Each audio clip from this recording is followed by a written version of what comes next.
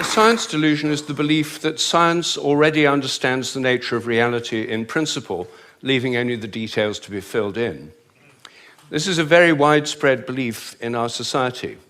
It's the kind of belief system of people who say, I don't believe in God, I believe in science. It's a belief system which has now been spread to the entire world. But there's a conflict in the heart of science between science as a method of inquiry based on reason, evidence, hypothesis, and collective investigation, and science as a belief system or a worldview. And unfortunately, the worldview aspect of science has come to inhibit and constrict the free inquiry, which is the very lifeblood of the scientific endeavor.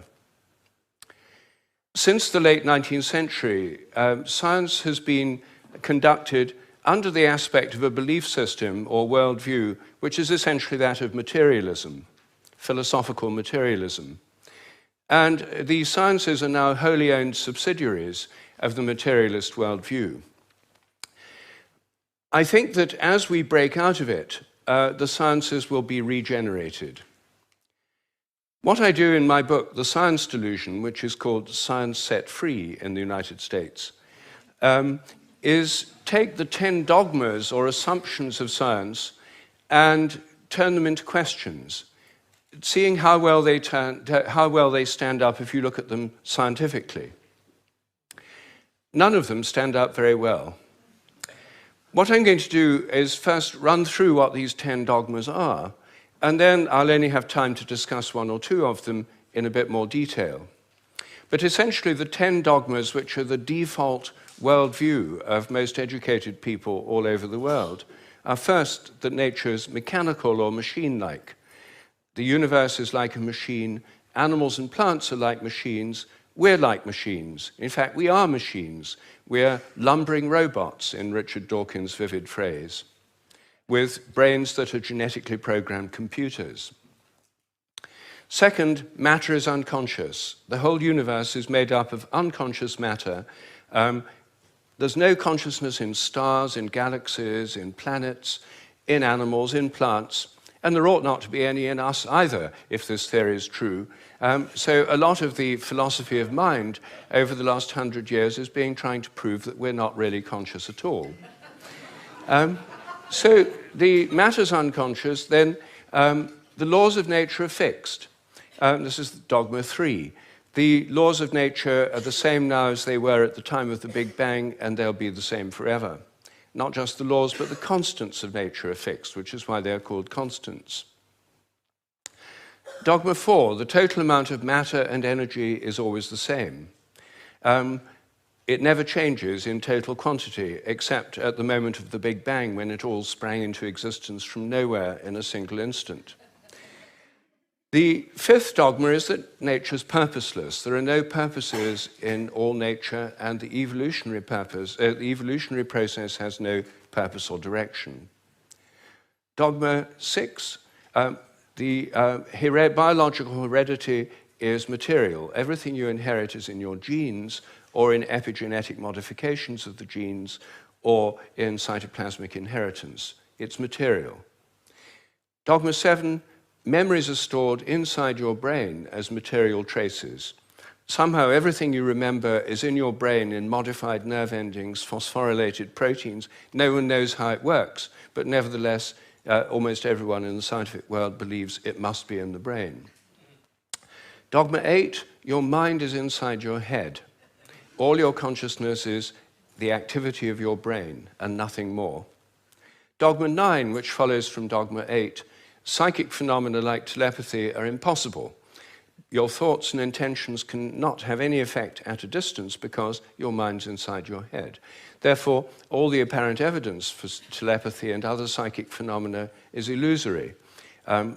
People believe these things happen, but it's just because they don't know enough about statistics, or they're deceived by coincidences, or it's wishful thinking. And dogma 10, mechanistic medicine is the only kind that really works.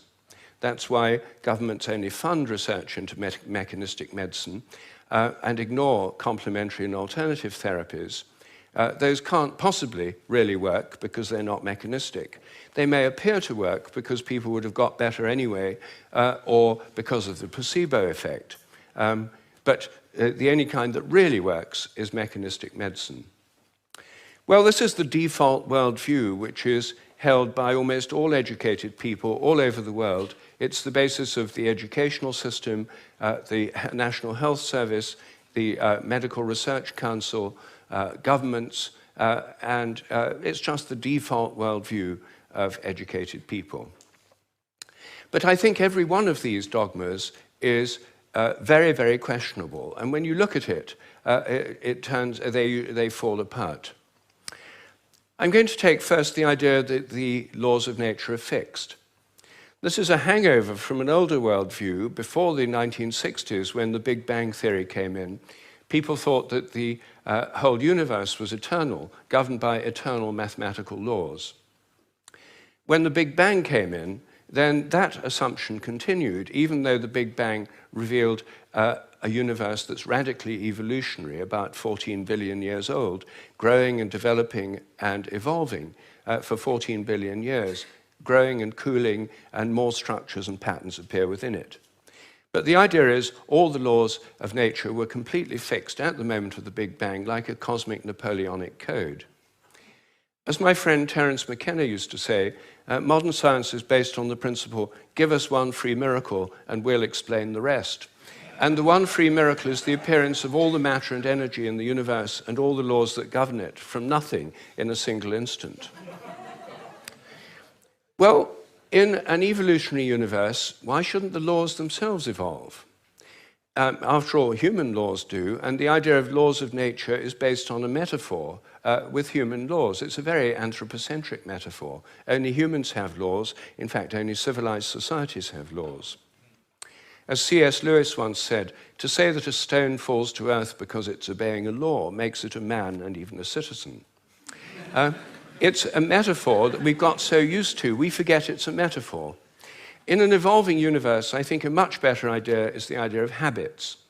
I think the habits of nature evolve. The regularities of nature are essentially habitual. This was an idea put forward at the beginning of the 20th century by the American philosopher C.S. Peirce. And it's an idea which various other philosophers have entertained, and it's one which I myself have developed into a scientific hypothesis, the hypothesis of morphic resonance, which is the basis of these evolving habits. According to this hypothesis, everything in nature has a kind of collective memory. Resonance occurs on the basis of similarity. As a young giraffe embryo grows in its mother's womb, it tunes in to the morphic resonance of previous giraffes. It draws on that collective memory. It grows like a giraffe, and it behaves like a giraffe because it's drawing on this collective memory. It has to have the right genes to make the right proteins, but genes, in my view, are grossly overrated. They only account for the proteins that the organism can make, not the shape or the form or the behavior. Every species has a kind of collective memory. Even crystals do. This theory predicts that if you make a new kind of crystal for the first time, the very first time you make it, it won't have an existing habit. But once it crystallizes, then the next time you make it, there'll be an influence from the first crystals to the second ones all over the world by morphic resonance. It'll crystallize a bit easier. The third time, there'll be an influence from the first and second crystals. There is, in fact, good evidence that new compounds get easier to crystallize all around the world, just as this theory would predict. It also predicts that if you train animals to learn a new trick, for example, rats learn a new trick in London, then all around the world, rats of the same breed should learn the same trick quicker just because the rats have learned it here. And surprisingly, there's already evidence that this actually happens. Anyway, that's my own hypothesis in a nutshell of morphic resonance. Everything depends on evolving habits, not on fixed laws. But I want to spend a few moments on the constants of nature too, because these are, again, assumed to be constant. Things like the gravitational constant, the speed of light, are called the fundamental constants. Are they really constant? Well, when I got interested in this question, I tried to find out. they're given in physics handbooks. Handbooks of physics list the existing fundamental constants, tell you their value. But I wanted to see if they'd changed, so I got the old volumes of physical handbooks. I went to the Patent Office Library here in London, and they're the only place I could find that kept the old volumes. Normally people throw them away when the new values come out. They throw away the old ones. When I did this, I found that the speed of light dropped between 1928 and 1945 by about 20 kilometers per second. It's a huge drop because they're given with errors of only fractions of decimal points of error. And yet, all over the world, it dropped, and they were all getting values very similar to each other with tiny errors. And then in 1945, it went up, 48, it went up again. And then people started getting very similar values again. I was very intrigued by this, and I couldn't make sense of it. So I went to see the head of metrology at the National Physical Laboratory in Teddington. Metrology is the science in which people measure constants. And I asked him about this. I said, what do you make of this drop in the speed of light between 1928 and 1945? And he said, oh dear, he said, you've uncovered the most embarrassing episode in the history of our science. So I said, well, could the speed of light have actually dropped? And that would have amazing implications if so. He said, no, of course it couldn't have actually dropped. It's a constant. So, well then how do you explain the fact everyone was finding it going much slower during that period? Is it because they were fudging their results to get what they thought other people should be getting, and the whole thing was just produced in the minds of physicists? We don't like to use the word fudge. I said, well, what do you prefer? He said, well, we prefer to call it intellectual phase locking.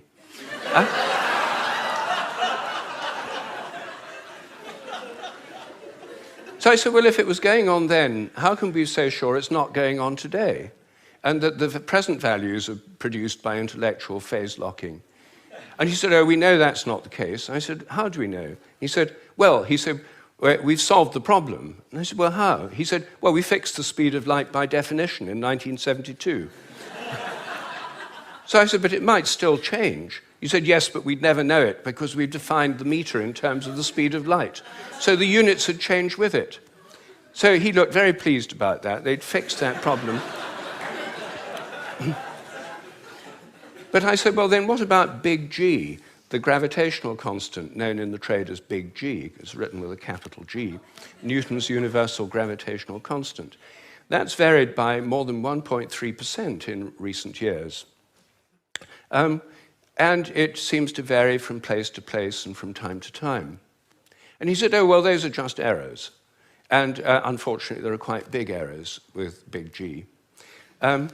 So I said, well, what if it's really changing? I mean, perhaps it is really changing. And then I looked at how they do it. What happens is they measure it in different labs. They get different values on different days, and then they average them. And then other labs around the world do the same, and they come out usually with a rather different average. And then the International Committee on Metrology meets every 10 years or so and average the ones from labs around the world to come up with the value of big G. But what if G were actually fluctuating? What if it changed? There's already evidence, actually, that it changes throughout the day and throughout the year. What if the Earth, as it moves through the galactic environment, went through patches of dark matter or other environmental factors that could alter it? Maybe they all change together. What if these errors are going up together and down together? For more than 10 years, I've been trying to persuade metrologists to look at the raw data. In fact, I'm now trying to persuade them to put it online on the internet with the dates and the actual measurements and see if they're correlated, to see if they're all up at one time, all down at another. If so, they might be fluctuating together, and that would tell us something very, very interesting. But no one has done this. They haven't done it because G is a constant. There's no point looking for changes. You see, here's a very simple example of where a dogmatic assumption actually inhibits inquiry. I myself think that the constants may vary quite considerably, well, within narrow limits, but they may all be varying And I think the day will come when scientific journals like Nature have a weekly report on the constants, like stock market reports in newspapers. You know, this week, big G was slightly up, the charge on the electron was down, the speed of light held steady, and so on. That's one area, just one area where I think thinking less dogmatically could open things up.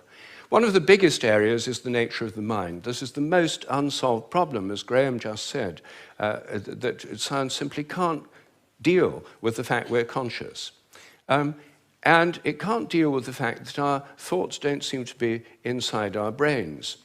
Our experiences don't all seem to be inside our brain. Your image of me now doesn't seem to be inside your brain, yet the official view is there's a little Rupert somewhere inside your head, and everything else in this room is inside your head. Your experience is inside your brain. I'm suggesting actually that vision involves an outward projection of images. What you're seeing is in your mind, but not inside your head. Our minds are extended beyond our brains in the simplest act of perception. I think that we project out the images we're seeing, and these images touch what we're looking at. If I look at you from behind, you don't know I'm there. Could I affect you? Could you feel my gaze? There's a great deal of evidence that people can. The sense of being stared at is an extremely common experience, and recent experimental research suggests it's real. Animals seem to have it too. I think it probably evolved in the context of predator-prey relationships. Prey animals that could feel the gaze of a predator would survive better than those that couldn't. This would lead to a whole new way of thinking about ecological relationships between predators and prey, also about the extent of our minds. If we look at distant stars, I think our minds reach out in a sense to touch those stars and literally extend out over astronomical distances. They're not just inside our heads. Now, it may seem astonishing that this is a topic of debate in the 21st century. We know so little about our own minds that where our images are is a hot topic of debate within consciousness studies right now. I don't have time to deal with any more of these dogmas, but every single one of them is questionable. If one questions it, new forms of research, new possibilities open up. And I think as we question these dogmas that have held back science so long, science will undergo a reflowering, a renaissance. I'm a total believer in the importance of science. I've spent my whole life as a research scientist, my whole career. But I think by moving beyond these dogmas, it can be regenerated. Once again, it can become interesting and, I hope, life-affirming. Thank you.